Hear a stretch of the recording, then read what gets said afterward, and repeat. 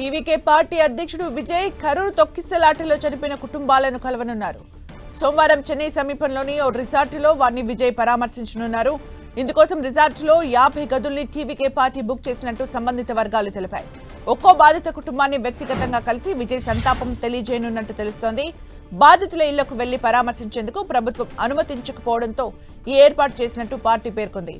మేము వేదిక వద్దకు చేరుకోవడానికి వారు మాకు బస్ బుక్ చేశారు. మాలో చాలా మంది వెళ్తున్నామని బాధిత కుటుంబానికి చెందిన ఓ వ్యక్తి తెలిపారు. కరూర్లో విజయ్ నిర్వహించిన ర్యాలీలో జరిగిన తొక్కిసలాట దేశవ్యాప్తంగా దిగ్భ్రాంతికి గురిచేసింది. ఈ ఘటనకు సంబంధించి టీవీకేకు సంబంధించిన కొందరిని పోలీసులు అరెస్ట్ చేశారు. దీనిపై స్వతంత్ర దర్యాప్తు కోరుతూ విజయ్ పార్టీ మద్రాస్ హైకోర్టును ఆశ్రయించింది. దీన్ని తొలుత వ్యతిరేకించిన న్యాయస్థానం ఆ తర్వాత సిట్ దర్యాప్తుకు ఆదేశించింది.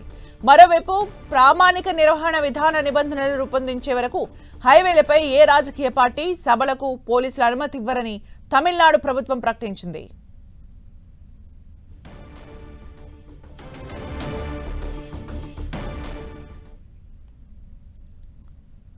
కరూర్ బాధితులను పరామర్శించడానికి ఓ రిసార్ట్ ని బుక్ చేసింది టీవీకే పార్టీ.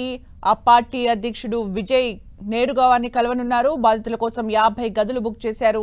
కరూర్ బాధితుల్ని కలవనున్నారు విజయ్. ఒక్కో కుటుంబాన్ని వ్యక్తిగతంగా కలవనున్నారు విజయ్. అయితే కరూర్ తొక్కిసలాట ఘటనలో ప్రాణాలు కోల్పోయిన కుటుంబాలను, వారి కుటుంబ సభ్యులను, బాధితులను కలవనున్నారు టీవీకే పార్టీ అధ్యక్షుడు విజయ్. అయితే ఓ రిసార్ట్ ను దీనికోసం బుక్ చేశారు. 50 గదులను కూడా బుక్ చేసినట్టుగా తెలుస్తోంది.